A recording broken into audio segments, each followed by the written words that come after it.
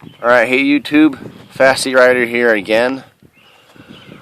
Showing you guys my Mosin Nagant.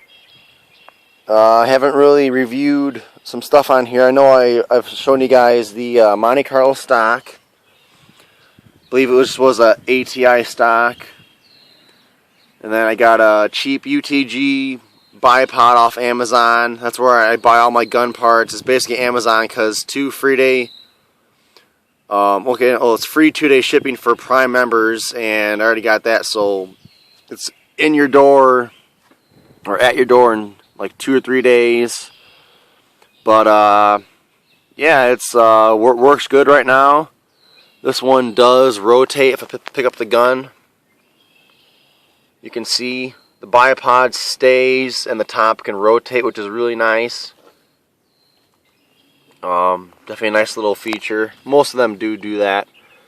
But also the UTG mount for the rear sight. It's really nice and sturdy. I mean, all you do is take off the bolt here that holds the rear sight, and then you get the whole rear sight, the sight spring, which goes into the mount back here.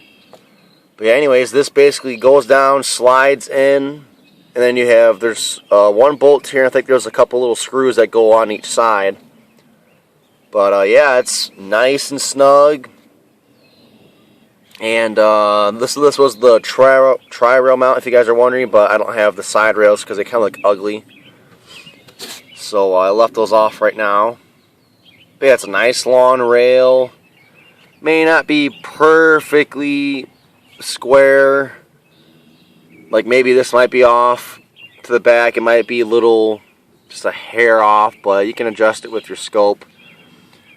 But yeah, the scope's really good. Of course, you guys can see it's a Nikon. This is a handgun scope because you do need a long eye relief for the scout setup. But this is a 2.5 by 8 times zoom. I believe it is a 28 or 30 millimeter lens. It's pretty small, and you can definitely tell when you look through it. You almost wish the lens was a little bit bigger in diameter, so you had a little bit bigger sight picture. But it works well. I almost had it all the way adjusted out, so that was kind of scary because it was really far off when I started messing around with it, and then these little clickers, I want to say this was, one of these was all the way in or out, and my gun was just about dialed in, so I was kind of getting worried that these would run out of adjustment before the gun was even really set up. But it's kind of good now. I have to, right now I'm not really touching these. I have to kind of shoot an inch and a half above to the left at about an angle, even at 50 yards, so I have to aim that much. I don't know what happened when I was dialing it in, but it definitely changed from that time. But yeah, I definitely got to do some stuff. But it's a great scope. It holds up to the power of the rifle. That's what I wanted. But yeah, we're going to go shoot a little bit. So look at the second video. It'll be part 2. This is just the review area. But yeah, we'll go pop off some rounds. Everything. I got my little target range over here. Just at like 60 yards or so. My rifle range is on the other side of this trailer. It's about 125 yards maximum distance, so that's decent. I can shoot here, move over to the 100 yards or 75 yards, 125 yards.